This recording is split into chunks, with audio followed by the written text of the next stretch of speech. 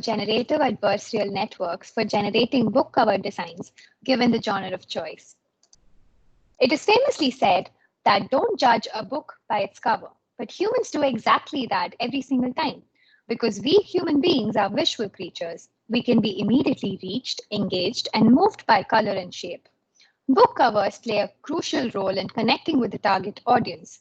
Designers take inspiration from popular books in the same genre, and thus, visual styles, themes, and motifs keep recurring in books of a specific genre.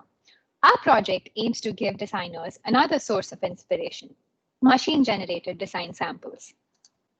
To do our task, we found the reference dataset classified based on genres. We selected 6 genres from their list that had the most recognizable styles and patterns across books.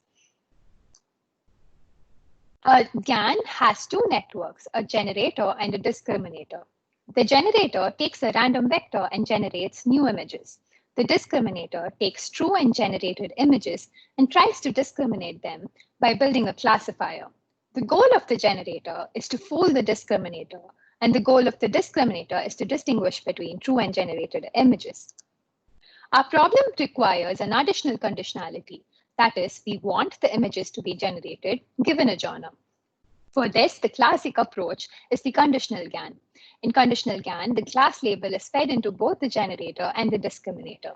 Another variant of conditional GAN is auxiliary classifier GAN, in which class label is fed only into the generator, while discriminator tries to predict the class of the image in addition to whether it is real or fake. Another FCGAN variant is fast converging conditional GAN, known as FCGAN. This adds fake as a class label in addition to the input class labels to the auxiliary loss of the discriminator. Our ACGAN and FCGAN architectures, along with additional variations we tried, are shown on the slide.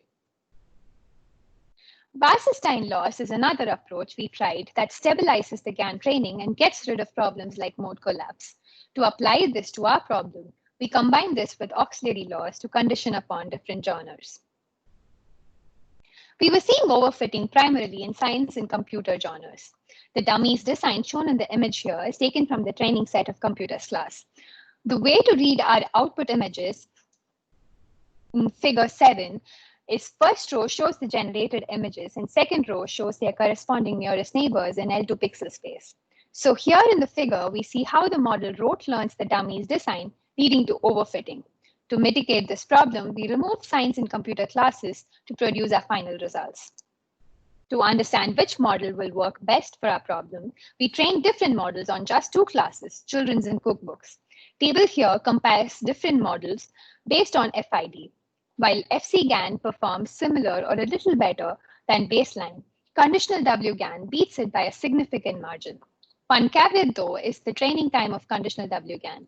To train on just 2 classes for 650 epochs, it took us over 4 days. Let us look at the images generated by conditional WGAN as compared with the nearest neighbors.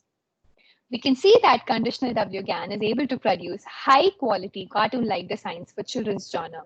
We also see that it does not do rote learning and produces some creative designs that could potentially be very useful for such genres.